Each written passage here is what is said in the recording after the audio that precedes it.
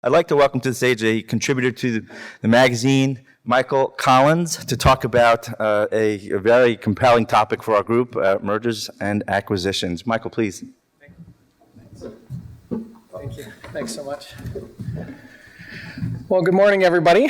Great to be here. Hope everybody had a great evening last night, and we're looking forward to a strong last day of the conference. Appreciate the opportunity to be here and our partnership with ProSales Magazine. I want to go ahead and start off in the keeping of the theme of mapping the future with navigating mergers and acquisitions. Our panelists scarcely need introduction, but we'll introduce them shortly.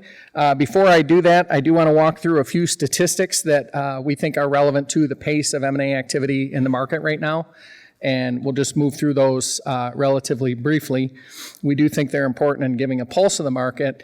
This is a set of data that ProSales puts together. We supplement it with information that we gather out in the market. And so this is very much a living collection of data. The next time you see these numbers, even the past years, will be a different number of transactions. There will be more of them.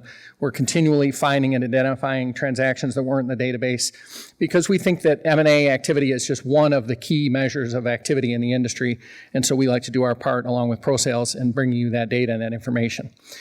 So as you can see, this is acquisitions by the number of deals, meaning irrespective of whether it's a 20-location business or a one-location business, one company is one deal.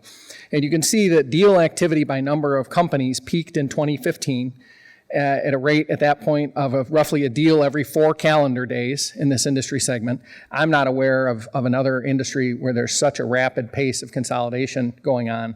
We've had a slowdown of M&A activity, but as you can see, it has slowed down to roughly a pace of a deal per week, which is still a very respectable pace and a very brisk level of activity. And it's one that it's highly unlikely would just stop overnight or go away. So there's every reason to believe that the next couple of years will continue to be strong for M&A, and it's certainly, as we'll hear from our panelists, a busy time in the market. Taking a look at 2018, who were these companies that were acquired? 70% of them, roughly, were dealers and distributors. And as you can imagine, lumberyards tend to acquire other lumberyards, and specialty dealers that deal in roofing or drywall tend to acquire specialty dealers that deal in that segment.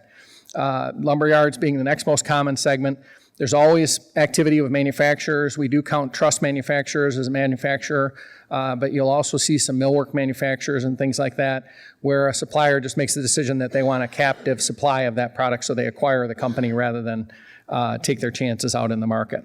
Openings and closings is another key thing to track. That obviously we track by locations. Fortunately, in the industry right now, companies by and large aren't going out of business per se, but companies do rationalize locations when they decide, especially as we get later in the cycle, if this isn't profitable right now, what's going to happen if the market goes soft in a couple few years? It'll only be worse. So what we've seen is that over the last few years, openings have drifted downward and closings have drifted upward. And that's what you'd expect at this point in the cycle. People are rationalizing and making sure they've got their pieces on the board in the best possible spots as we move forward in the market.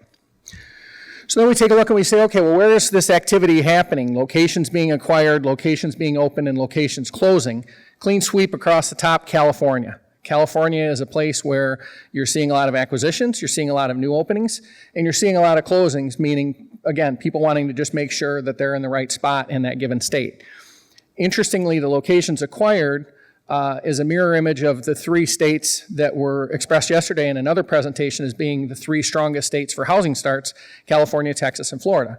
So again, people are going in and acquiring locations in those areas rather than taking the time to greenfield an operation and grow it from scratch. They want to step right into the market. Now, the top buyers in terms of activity in the deal world, which again is just sort of an idea of who's out there, very active. By our statistics and the statistics provided by the companies that are out there in the industry doing acquisitions, US LBM and Foundation are the 2 top buyers for the 2015 to 2018 period. GMS, SRS, other companies doing a lot of acquisitions, and it's no coincidence that all 4 companies up on stage are represented on the list because we wanted to bring you the most active acquirers in the industry. Now, this last little bit that I want to share with you is very interesting to me because if you look at it, there were 7 buyers in that 3-year period that did more than 10 deals each. And those are a lot of the companies that we've just talked about. Some are on this stage. And those are very active buyers out in the market. But the next tranche of buyers bought between 3 and 9 companies. So again, that's a company that's very committed to acquisition strategies. When you've bought in a 3-year period 4, 5, 6 locations, that doesn't happen accidentally. That's a focused area of yours. 2 deals, a baker's dozen of those. There were two deal buyers, there were 13 of them. But the really interesting thing is this last category, 84 companies in that 3-year period bought exactly 1 company each. So what it means is that there's a very good chance when a company gets sold that it will not be one of the most active buyers in the market that acquires it. It may be that next strategic buyer in the next market over. So don't ignore them is the point. If you bring a company out to market, the buyer may be in your backyard.